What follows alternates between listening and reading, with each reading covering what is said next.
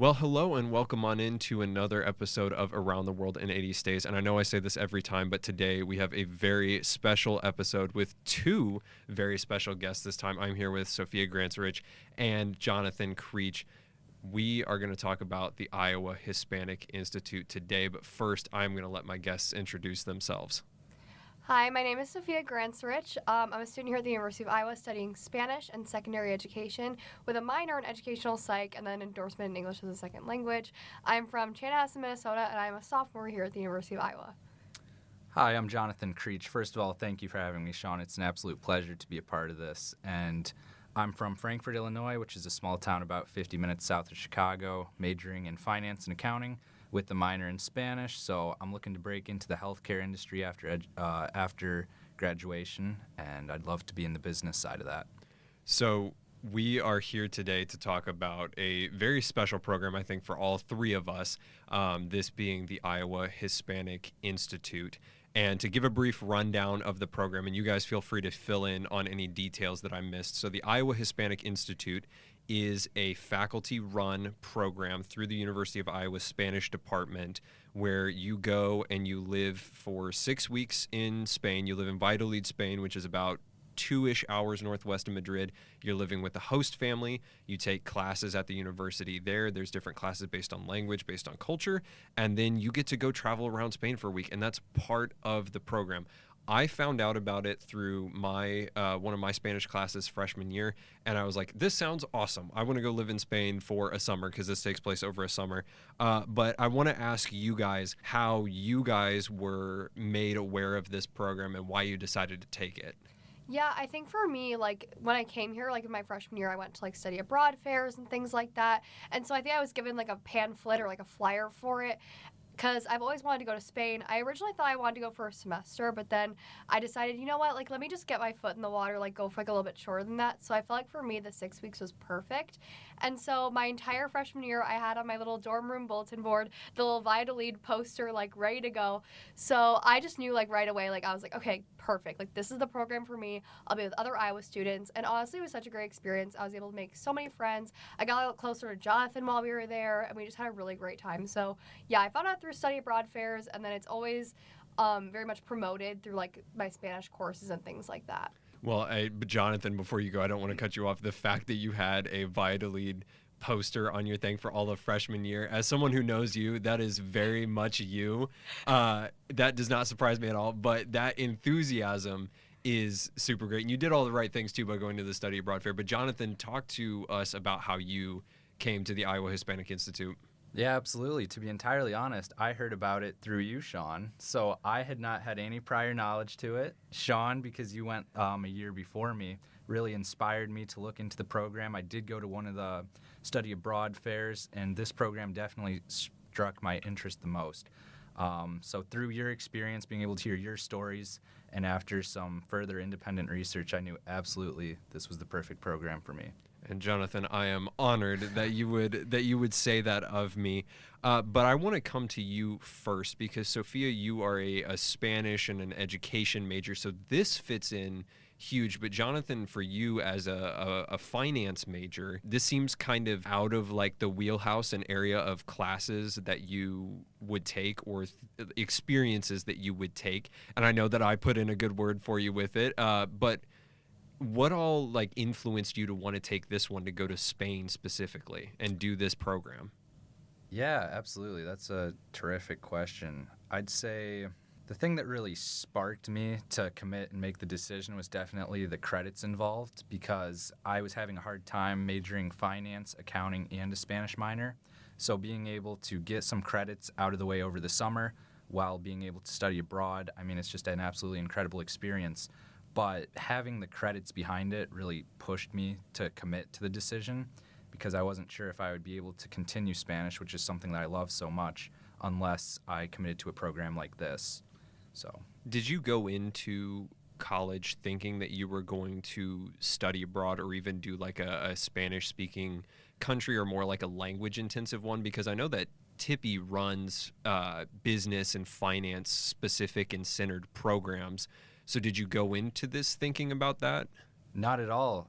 Shout out Chimba. I haven't done it, but I've heard great things about it. Chimba, Italy is a great program they have there.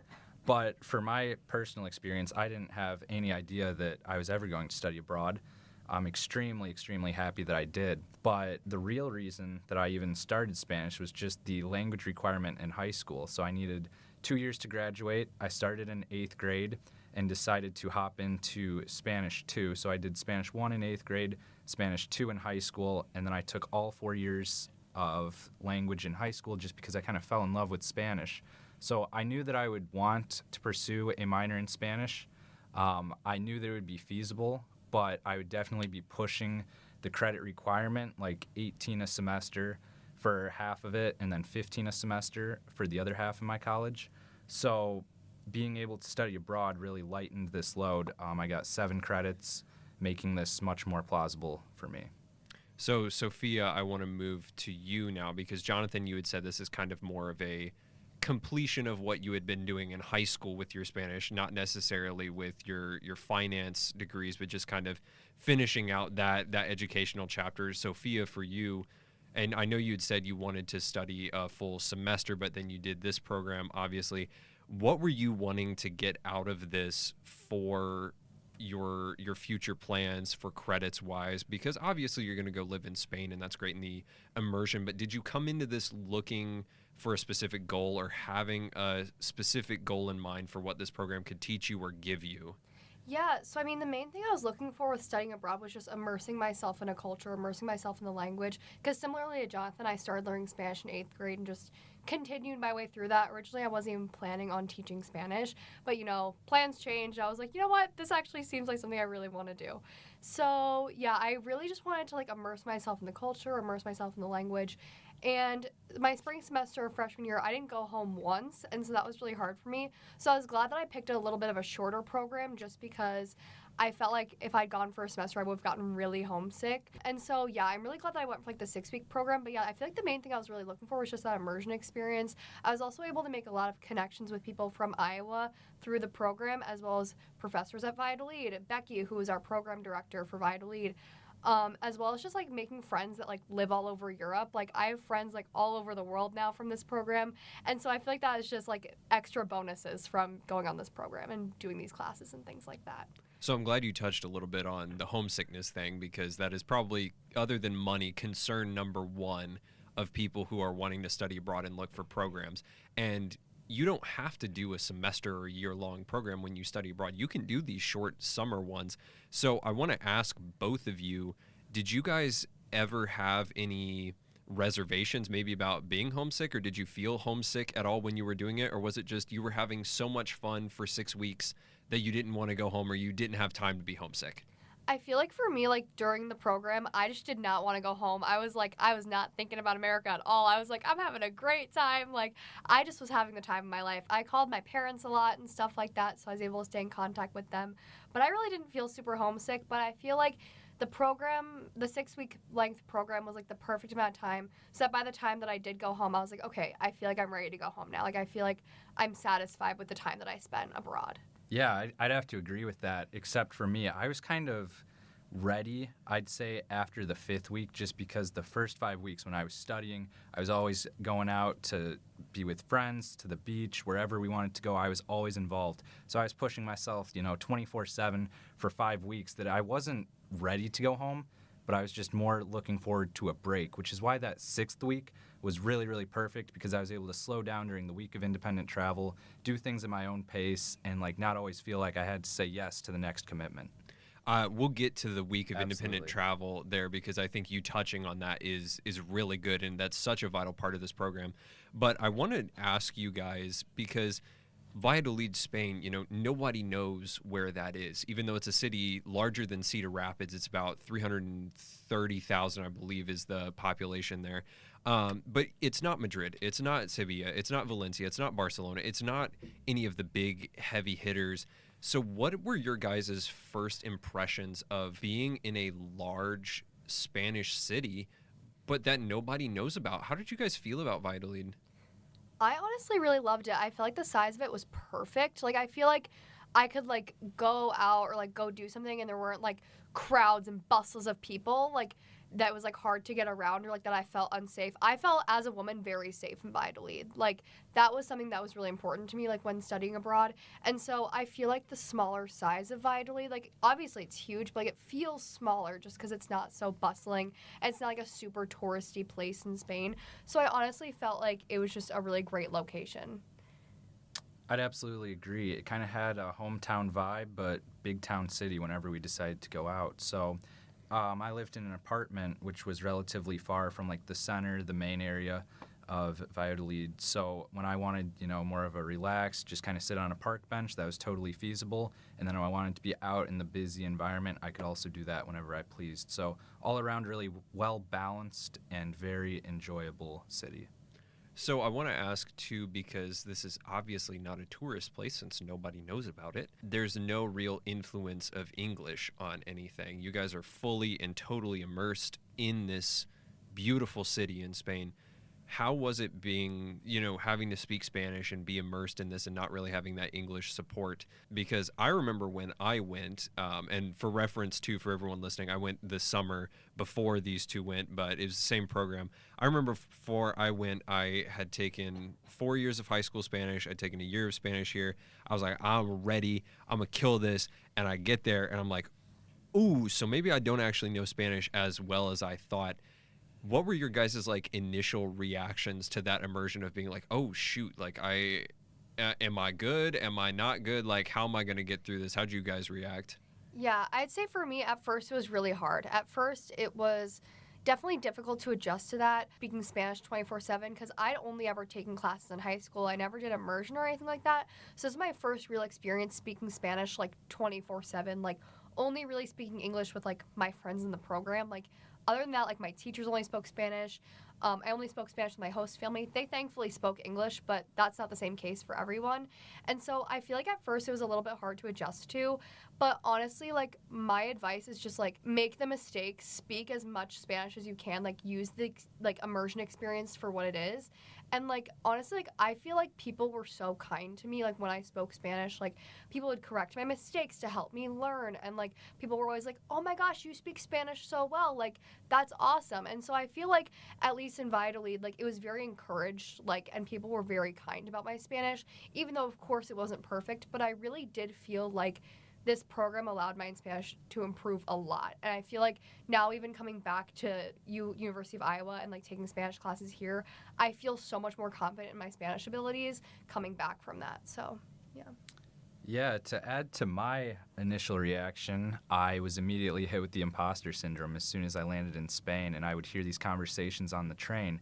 And what I didn't realize at the time was how extremely jet lagged I was.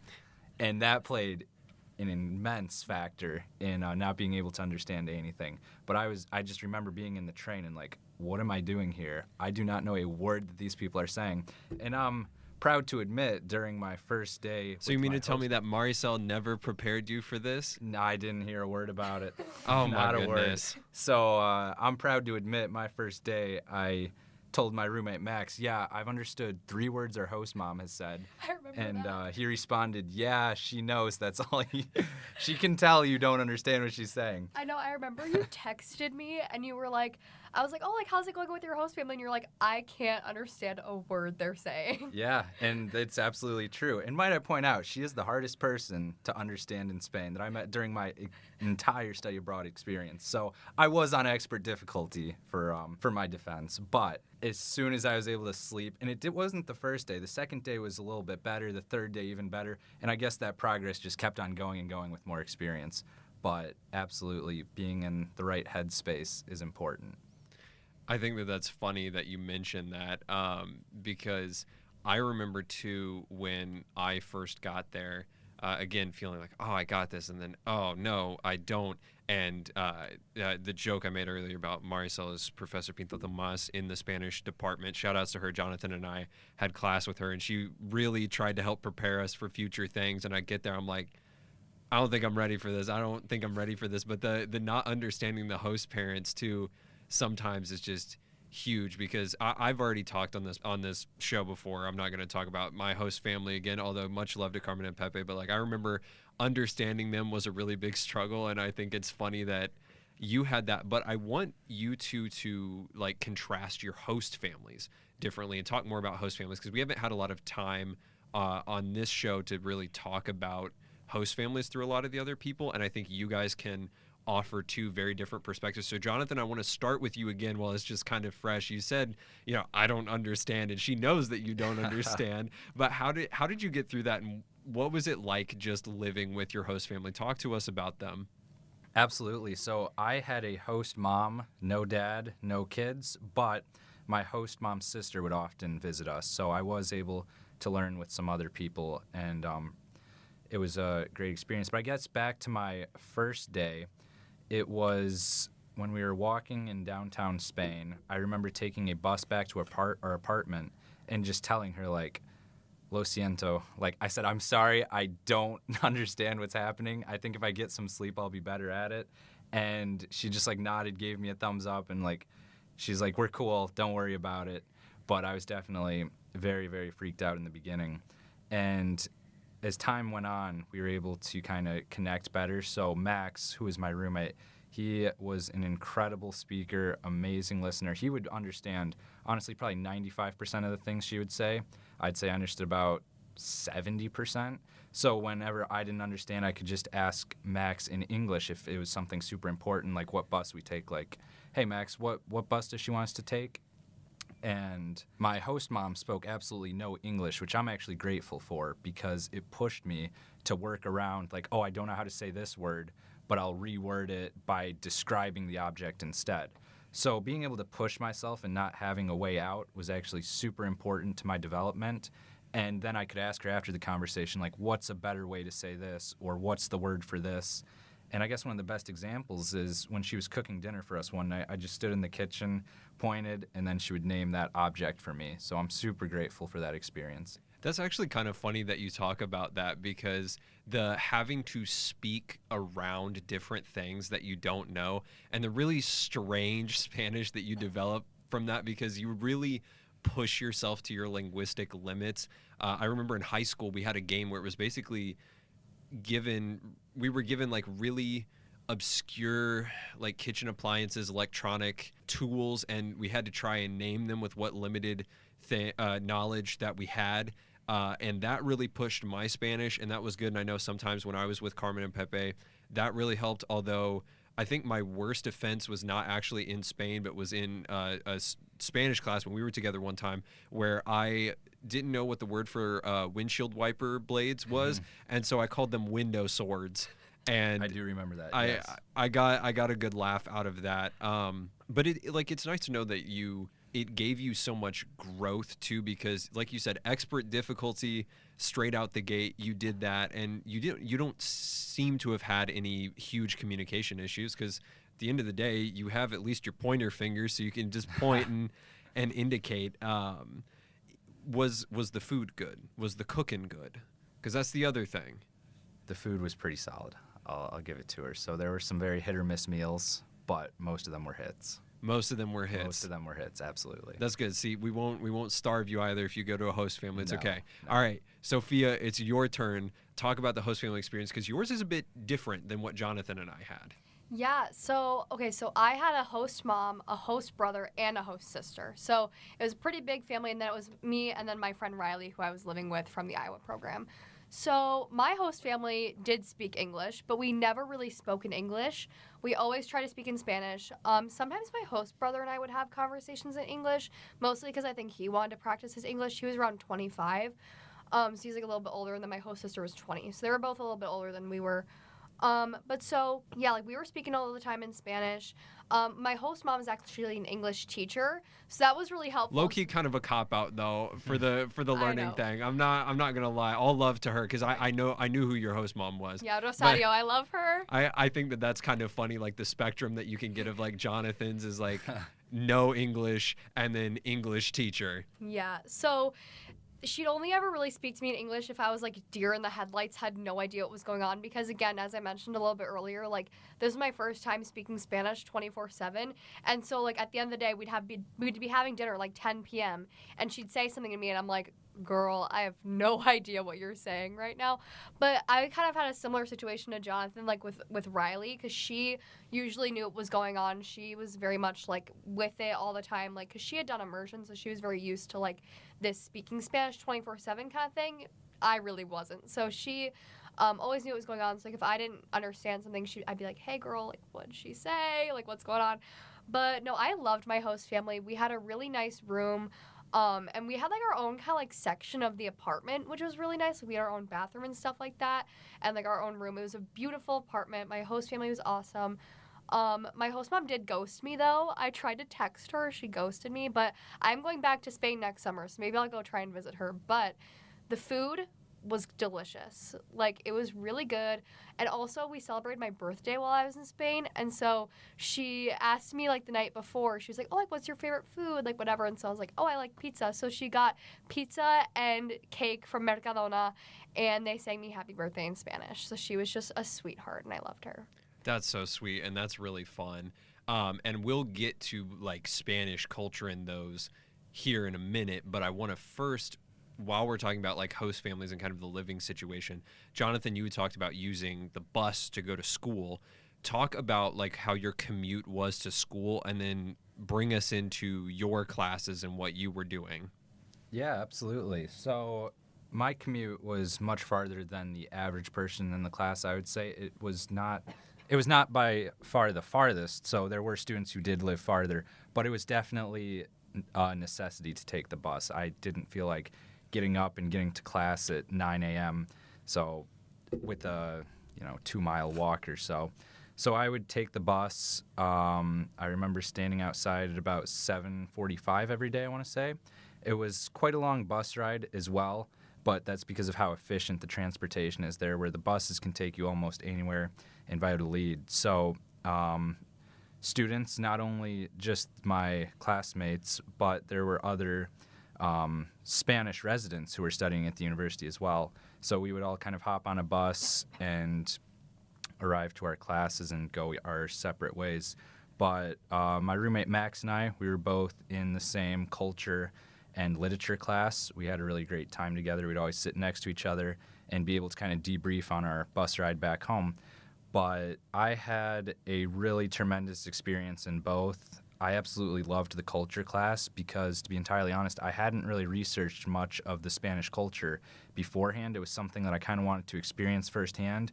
And as silly as it may sound, I didn't want any spoilers. I wanted to have my own thoughts made about it. I didn't want people to tell me oh, it's this, this, and this. I wanted to figure that out myself. And you needed Alfredo to teach it to you. And then I was taught by a Spaniard about Spanish culture. So through my own and through my classes, I was able to learn firsthand about the Spanish culture. And then in my literature class, that was a really interesting one. Max and I would always joke about La Edad Media, because we talked about that for days. And it was the Middle Ages, yeah. Yeah, sorry.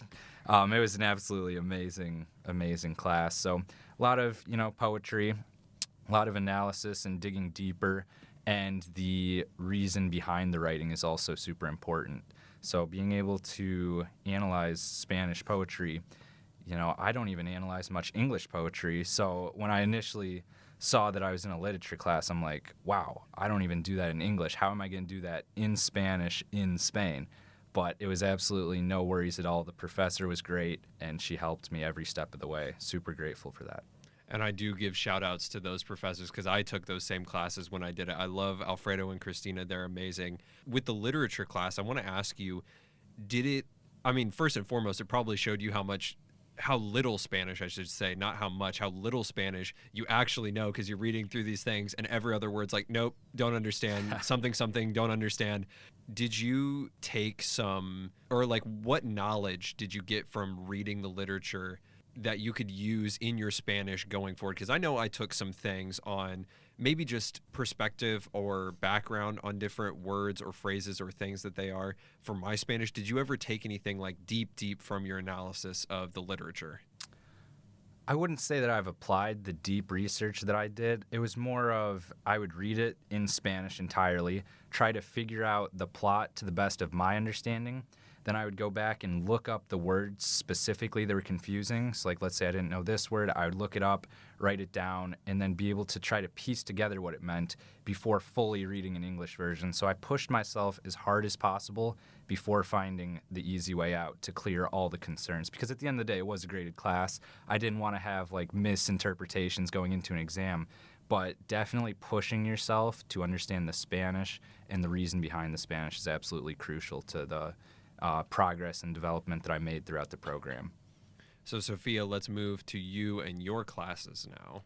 Okay, so I also took a culture class similarly to Jonathan, but I also took a language class. So I wasn't placed in the literature class, but I was placed in a language class. So for the language classes at Valladolid, they have like A level, B level, and C level. So A being like beginner, B being intermediate, and then C being more advanced. So I was placed at a B2.1. So that's like high intermediate level. And so we did a lot of like grammar focused learning and things like that. So we talked a lot about like the conditional tense, the conditional mood, the imperfect subjunctive, a lot of different things like that. So it was a mostly grammar based class. So I really struggle with grammar. That's something that in Spanish is probably like my really like weak skill. So I really did feel like I grew a lot in that class and I got to learn a lot. I had a really wonderful teacher. Her name was Beatriz. And I got to meet a lot of other people because only one other person from our Iowa program was in my class. So I got to meet a lot of people from like UW-Eau Claire and I think like a school in Ohio. And then there was a guy from Scotland that I became friends with. So that class was really great. I feel like I got to learn a lot about the grammar tenses and things like that.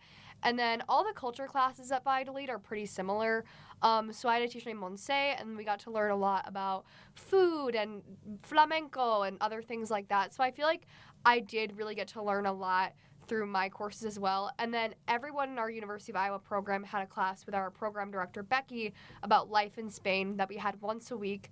That was kind of just like reminders, announcements, and things like that. And we also got to learn about like a lot of like the autonomous communities. We got to do like a little homework assignment where each of us like researched a different one and got to learn about that. And yes, like she was just really great. Love Becky. So yeah, we got to learn a lot from her, and we'd always have conversation partners after that. So like locals in Valladolid that we would talk to also get more conversation practice. So it's good that you said the conversation partners too, because honestly, I had forgotten that was a thing. Conversation partners, yeah, that's a huge part of this program. It was really, really helpful for us because they were equally as curious about, stuff going on. I always found that, I don't know what the topics of conversations with your guys' conversation partners was, but I always found that my conversations were talking about the weather. They always wanted to know, and it didn't matter which one I had, because I don't know if they gave you the same one every time. We rotated. We like speed dating styled it every time. Okay. But like, they always wanted to know about the weather. Like, they loved it when I told them, like, yo, it dropped 2 feet, or convert that to however many centimeters. Like, it dropped 2 feet of snow in January. And they're like, oh my gosh. I'm like, yeah, dude. So we would talk about the weather all the time. And it wasn't like we were restricted in what we were talking about. It's open for everything. They're just students like the rest of us. Did you guys have any, like, weird conversations or any topics that you found your conversation partners wanted to know, either about English, about the U.S., about you guys, Iowa, or anything specifically? I mean, I feel like for me, like, I mostly talked to my conversation partners about, like, places to travel in Spain. Because it was, like, we'd have, like, one, like, before, like, the weekend of travel, like, that long weekend, or before, like, the, week of travel and things like that. So they'd kind of give us recommendations of, like, what to do. They'd also give us recommendations about, like, what to do in Valladolid and things like that as well. But, yeah, I mostly talked about, like, travel with them. I feel like they were kind of curious about, like, sorority life, because I'm in a sorority here, and so I got to talk a little bit about that, because Riley and I live together, and we're both in the same sorority here at U Iowa, and so we got to talk a lot about that with our conversation partners. But I loved the conversation partners. I feel like it was something that was so just like cool, and then we got to like meet locals and things like that. I actually still have a lot of them on Instagram that I still talk to sometimes. So yeah, I feel like we mostly just talked about like traveling and things like that. Other than that, like we kind of just had like casual conversation of like getting to know each other and things like that. Yeah, it's so funny that yours would always drift towards the weather, Sean, because mine also every single time would like sway towards locations, whether it was in the United States, Europe, or Spain more specifically. But they were really curious about New York City. That's a very well-known city in the United States. little bit about DC. I would talk a lot about Chicago, just being from around the area. Even Seattle and some places that I've briefly visited myself would arise in conversation. But I had a really great time being able to learn more about the different regions in Spain, and I was surprised how much they knew about each location. Sometimes they would pull up a map and I'd be like, oh, what do you think about this place? And I'm like, oh, I was just there last summer. And like they really seemed to travel a lot throughout Spain, and I was able to learn and look into, once again, more places to travel during the week of independent travel, which we'll get into later. So.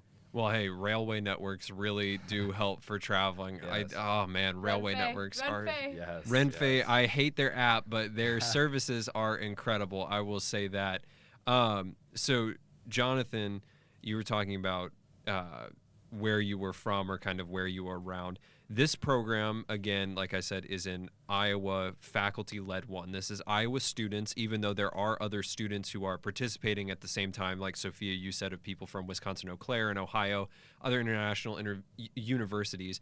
But what was it like for you guys going on this program with your peers here at the university? Because I remember from mine, I didn't know anyone who was part of my group. There was 15 of us. I had no idea who anyone was. There was only like maybe 5 or 6 out of those 15 who had either kind of knew each other or were like friends before.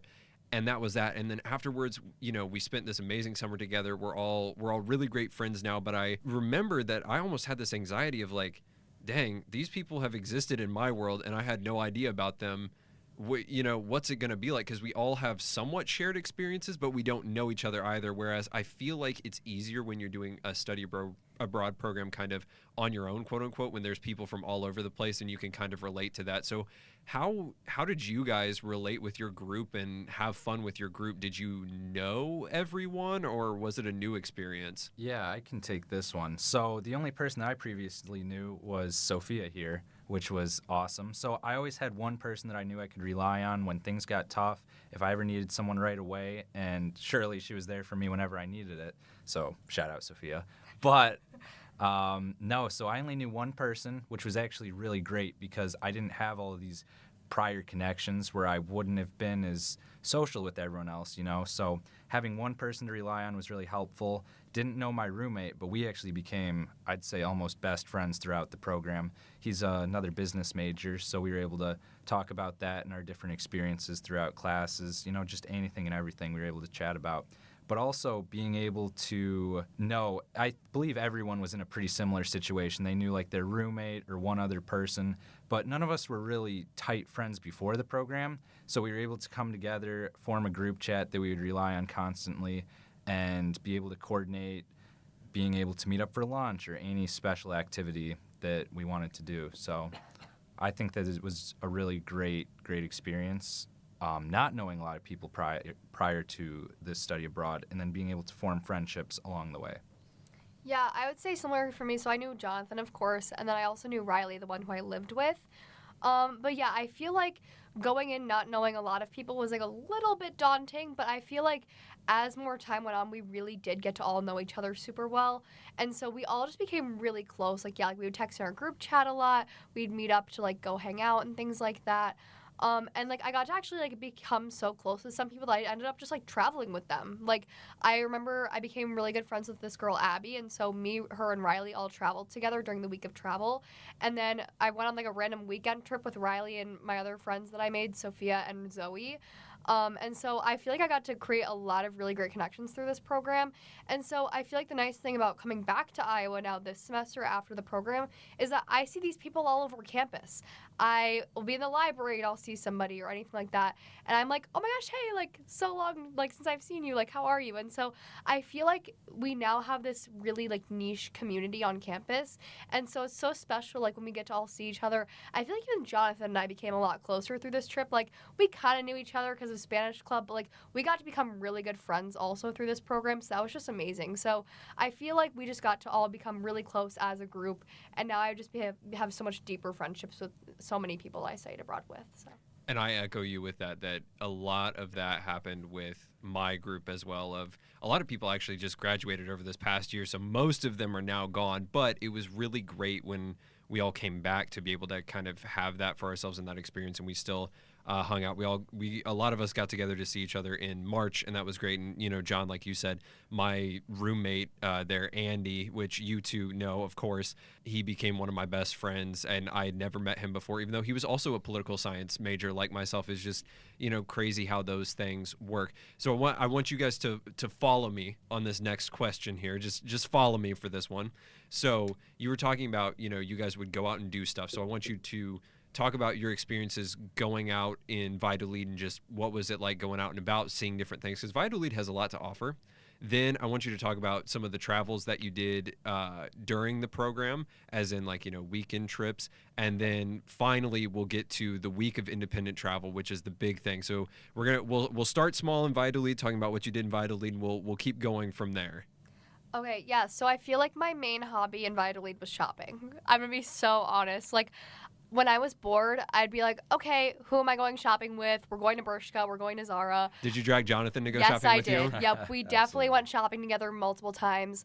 I'd also go to get ice cream because it was so hot out, so we'd always go get ice cream. And Riley was actually gluten-free, so she had to find places that could accommodate for gluten-free. So one thing I will say is that Valladolid and Spain in general has good options if you're celiac or gluten-free and things like that. She never really had any struggle with that. But so yeah, shopping, eating. I also lived right near Campo Grande, which is a little park. It's kind of like Central Park kind of vibes, but in Spain, and also with peacocks. Free roaming peacocks, it's awesome. It's so cool. I have so many cute little pictures of peacocks now. But so I loved just going to Campo Grande and hanging out, journaling, reading. Sometimes I just meet up with friends. We just go walk around and just see the sights, just hang out. So I feel on a day-to-day, after school, I would just go shopping, go to a little cafe, or just hang out in Campo Grande and be outside. Yeah, I can touch on that as well. So in order to get from my apartment to the center part of Valladolid where all the action is, I would have to walk through Campo Grande, which I'm actually grateful for. It was a wonderful to see those peacocks, the nature, big trees, just a wonderful experience. But what I would mostly do is a lot of cafes. I think I ate at Alabher, which is a cafe there in Spain, every single day with Max. So we would just sit there and, with the culture, which I found out myself, not through previously hearing this, is how relaxed it is. And you can just sit at a cafe for, honestly, as long as you want and never be rushed out or forced with a bill. We would actually pay ahead of time at this specific cafe. So my go-to was a ham sandwich, jamón ibérico, and it was very, very well priced. For €4.50 was the price. And we would just sit there, kind of debrief about our day after classes, and enjoy a nice sandwich. He would always have a coffee, and occasionally we would go out for ice cream afterwards, as Sophia mentioned, just because of the heat. And it was truly high-quality ice cream. Every single place I went was delicious. No, I loved Oliver. The jamón ibérico sandwiches were so good. I ate so many of those. They were awesome. Yes. You have never truly had a sandwich until you've had a jamón ibérico Iberian ham sandwich, because, oh my goodness, I miss those every single day. And I actually, in some of my other travels, have found packaged jamón ibérico, but it is so salted and gross and not anything like the real one. It makes me miss it even more. I'm surprised you guys didn't talk about how many wonderful museums there are in Valladolid. Oh my gosh, yes. Okay. Do you have a museum you want? I have so many. Okay, so I went to the Contemporary Art Museum. Yes, I really liked love that one. museum. And the nice thing, there's not a lot of things open on Sundays in Spain in general, but one thing that is open is museums. So I loved the art museum. We also went to the sculpture museum. Great time. And Jonathan almost knocked down a statue. No, that didn't happen. He almost knocked down a statue. It was hilarious. So we had to do cultural activities for our class with Becky, and so one of them was going to the sculpture museum, and Jonathan almost knocked down a sculpture. But no, yeah, so there are a lot of really great museums in Valladolid, but don't be like Jonathan and knock down a sculpture. John, I'm going to give you a chance to defend yourself, all right? What do you want to say about this? What's your side? First of all, it did not get knocked over. It didn't. Second of all, it was not close. Third of all, the professor ran. I'm telling you, both feet off the ground towards me. I instinctively back up, and people say that I almost hit down a statue. I wasn't even close to knocking it down. in my defense. In your defense, well, I'm sure the municipal authorities in Valladolid aren't listening to this, but I don't know whose word to take on it. I'm a impartial narrator on this, so it's whatever. So yeah, in Valladolid too, just like because Andy and I, when we were there, that's basically all we did was just museums. We found everything that you could publicly go into, and that was really fun. And I really did like, for like a city that people don't really know much about and it's kind of out of the way, how much it had to offer. Because like the Contemporary Art Museum, for example, I really like art. I really like art museums. People who know me know this about me. They also know that I really don't like contemporary and modern art. Like I really am against it. But they had such a wonderful collection there. It was really good. So yeah, if you're into museums, like Valladolid has tons of other stuff for you to do. But like if you're into museums, the game in Valladolid is huge. Don't be like John and knock over maybe a statue. So I want to keep us moving here. And so the next one is, what travels did you guys take before the week of independent travel within Spain? Because you guys still had free weekends. Like you can just go do whatever. The trains are great. Just be back in time for class on Monday. Yeah, so as a program, we had 2 weekends, like where all of us in the program went to a city. So we went to Segovia and Madrid as a program. And so like they'd have like things planned for us, like museums and things like that. Like, we went to like Museo del Prado, and we got to see a lot of really cool art and things like that. The Prado is like the Spanish equivalent of the Louvre. Exactly, yeah. So it was super cool. And then Segovia, we got to do a bunch of cool stuff as well. I think we went to the castle in Segovia, and it was super cool. But outside of that, I went to Madrid like a bunch of times. So for the weekend of independent travel, I went to Madrid, San Sebastian, and Bilbao. So in San Sebastian, I just like loved San Sebastian. Probably one of my favorite places besides Valladolid that I traveled to. You're not the first person to say that she's loved San Sebastian here. It's a popular place on this podcast. It's beautiful. Okay, I highly recommend it if you have time to go there. But I was only there for like a day. But actually, some other people in the program, his roommate Max, and then 2 other guys in our program went to San Sebastian the same day as us. And so like we got dinner with them, and then we spent a lot of time on the beach, Riley and I. We got to like swim in the Atlantic and like shop around. It was super fun. And then in Bilbao, we went to like the Guggenheim Museum. We only had like a day there, so we really didn't get to do a lot there. And then we went to Madrid because I have a friend who was a foreign exchange student at my high school, Irene, who I went to go visit. And so I got to spend time with her and meet her family. And she got to kind of show us Madrid from like a local perspective, which was super cool. And then we got to go like El Rastro, which is like a little like market. I got to buy like a bunch of like bracelets and things like that, and just a bunch of cool stuff. Are you wearing them right now? Actually, yes. This one I did. She's wearing bracelets, many.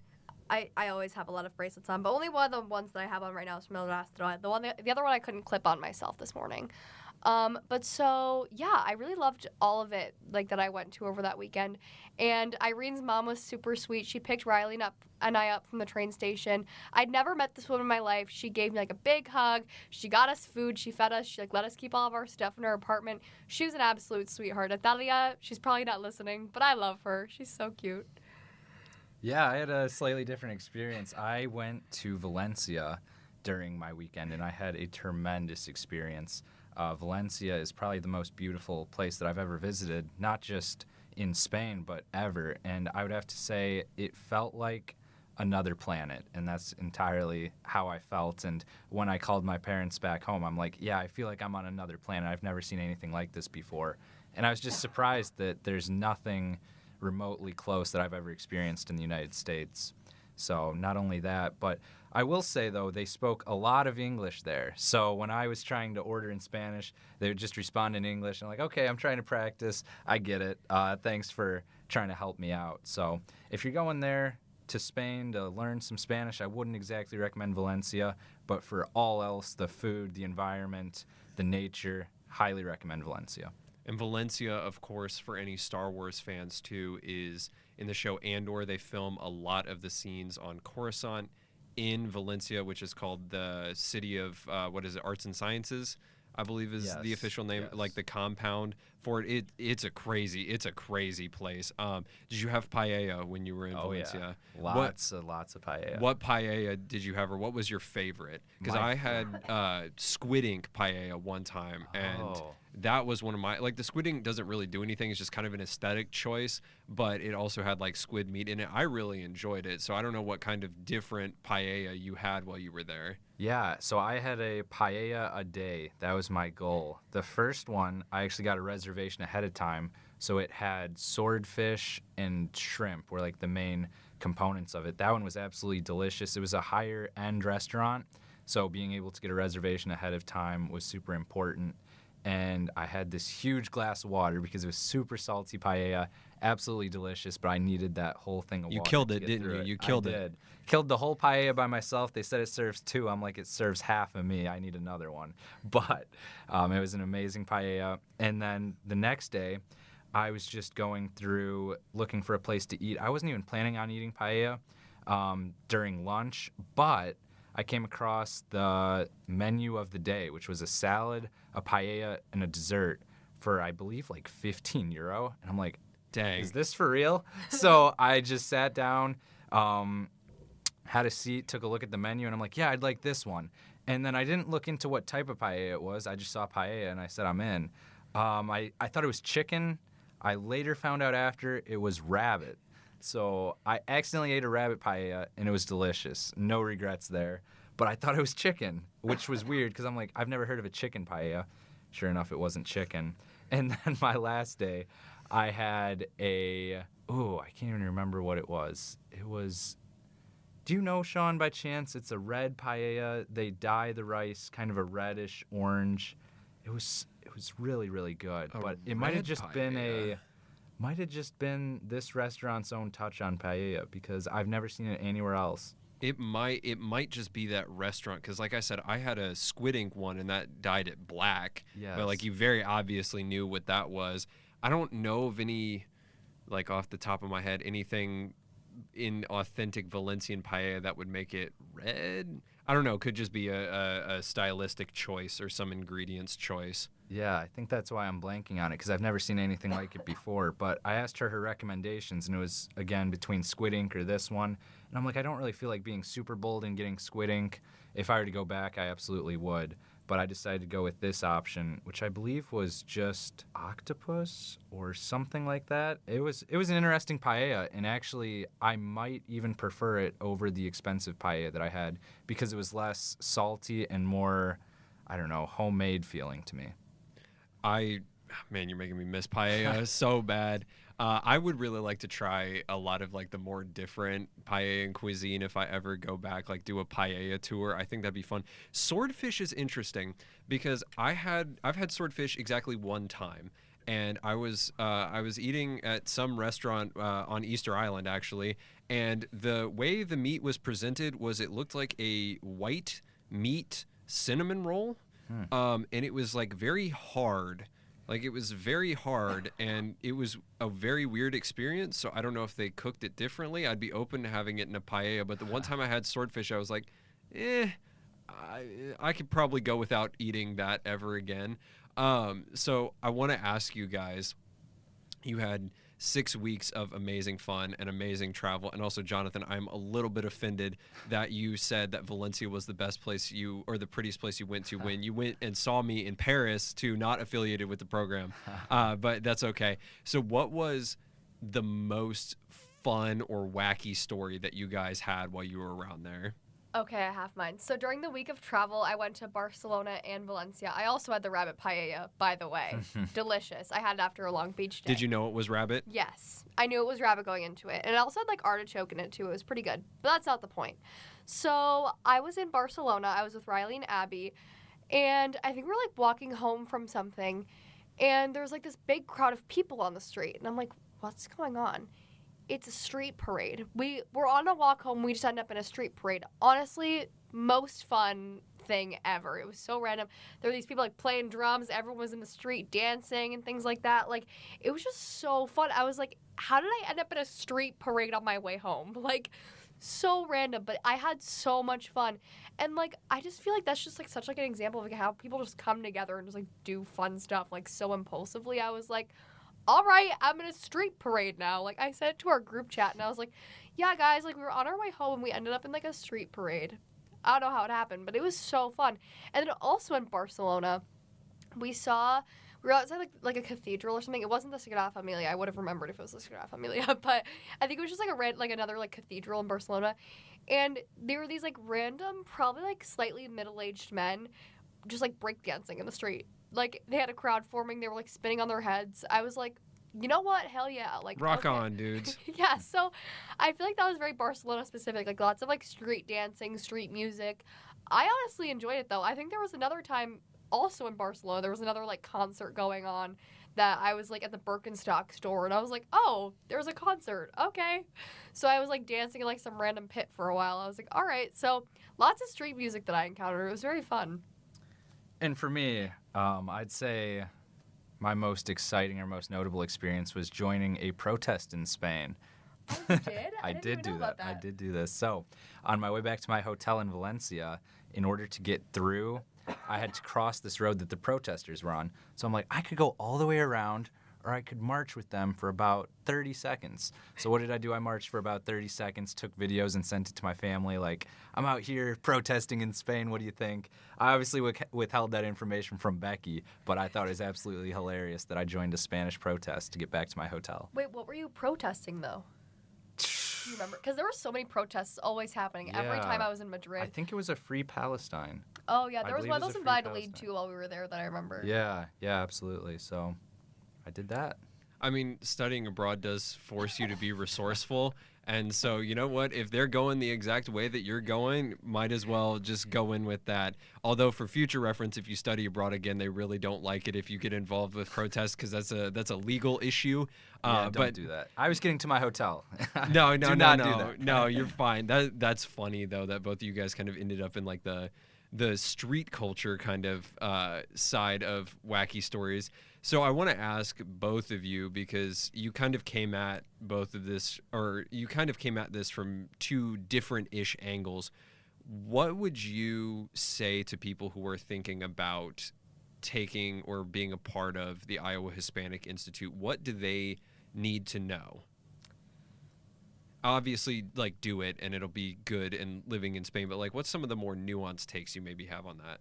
Yeah, mine would be do not worry about how far you are in your Spanish abilities because not only will you learn while you're there, but I went in super unconfident and I came out extremely confident in my Spanish abilities. So the best way to learn a language is to be immersed in it, and I couldn't emphasize the importance of being there 24/7, always practicing, because here in school, we do the best that we can when you're studying in a classroom, writing papers, reading books, but it's a whole nother just experience to be reading a street sign in Spanish, to be reading the menu in Spanish, to be thinking in Spanish. Having those like in the moment Exactly. interactions and reactions to different things. Exactly. It's just more human, and honestly, the best way to learn would be what I have to say.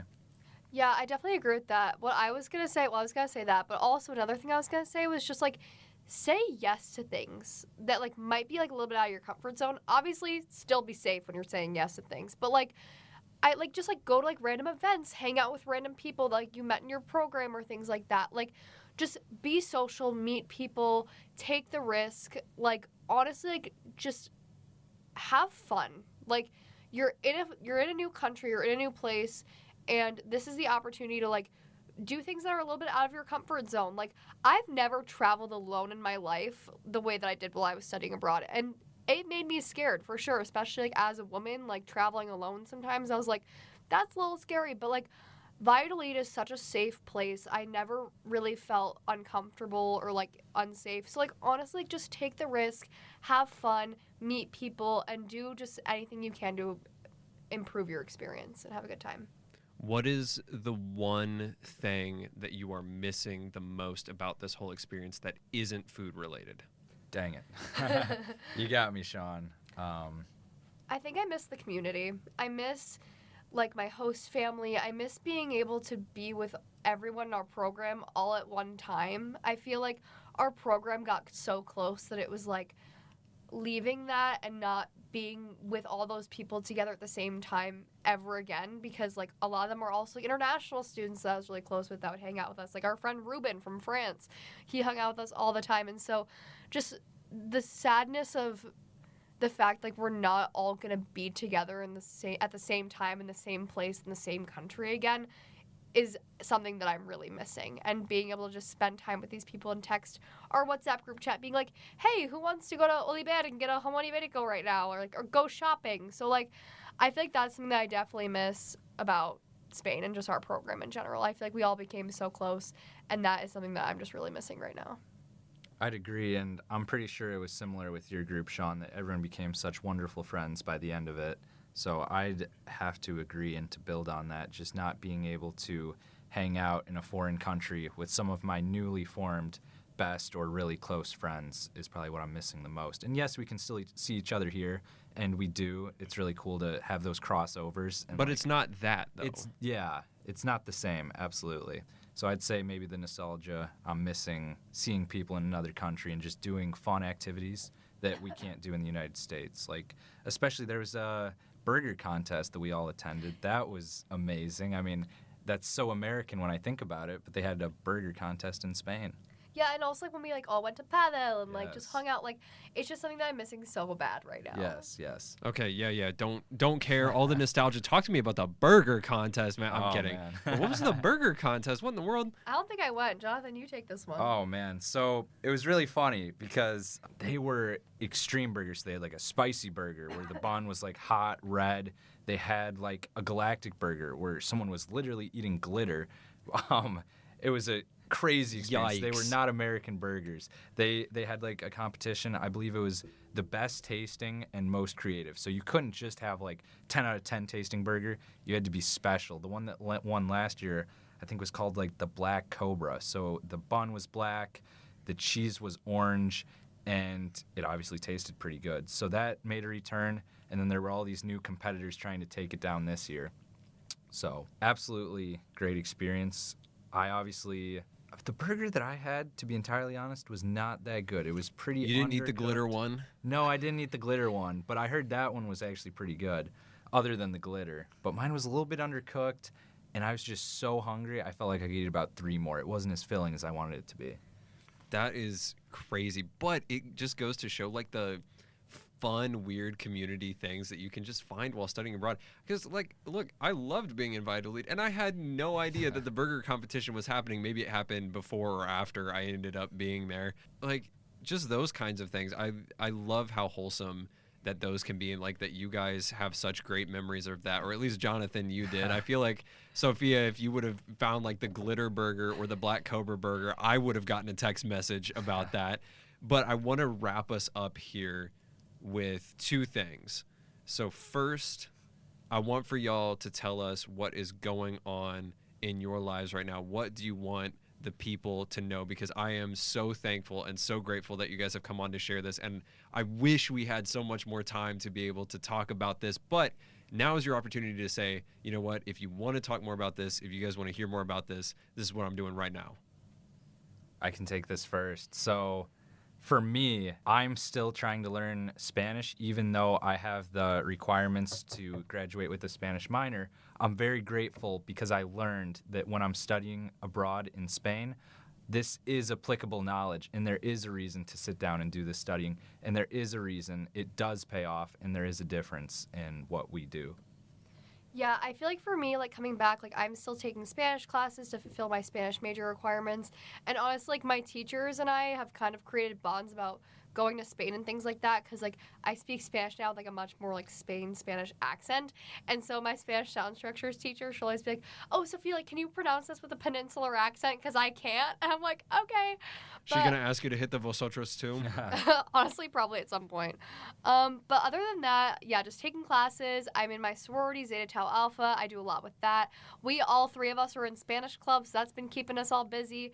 And yeah, like I've just been doing a lot. I'm also in Hawkeye Teachers. I recently got into the secondary education program at Iowa, and so I'm getting to start my education courses next semester, while also still taking Spanish classes to become a Spanish teacher and continue to learn language and learn about culture so I can someday teach it to people. Super duper exciting. And yes, please come see all three of us at Spanish Club. I have really enjoyed getting to not only like share the experience of having all three of us gone to Valladolid together, but continue working and building our experiences within learning and understanding Spanish through Spanish Club. It has been a great pleasure. It will continue to be a great pleasure as we continue to go along with this. So my last question is, and I always ask this, and I always say I always ask this at the end, but I want you guys to give me the one song that really encapsulated your study abroad time. What is the one song? And if there's a story behind it, we can hear it. If you just got a song and there's nothing else, that's okay. But what do you guys got? I feel like for me, my song was Ends of the Earth by Lord Huron. So I would always listen to this song like while I was walking through Valladolid or while I was on a train. And it was kind of like saying like in the lyrics, like there's a world that's meant for her eyes to see. And I'm like, that's what Spain is for me. And so I feel like while I was abroad, I really resonated with that song. And so now coming back to the U.S., whenever it comes on my playlist, I'm like, oh my gosh, like I miss study abroad. And it just always reminds me of my time in Valladolid. It's a great, great song. For me, mine is Formentera by Atana. And the reason for that is because I learned about it in high school, and then I was listening to it, periodically throughout high school, then when I got to college, but especially when I was abroad.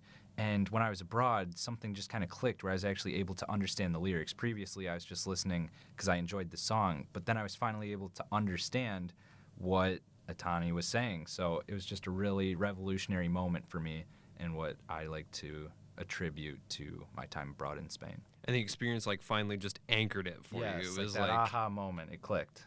Clicked. Man, the power of music and the power of study abroad coming together, there honestly really is nothing better than that. I know we all have our study abroad playlists. Someday I need to just get on and talk with people about their study abroad playlist. That might be a good idea.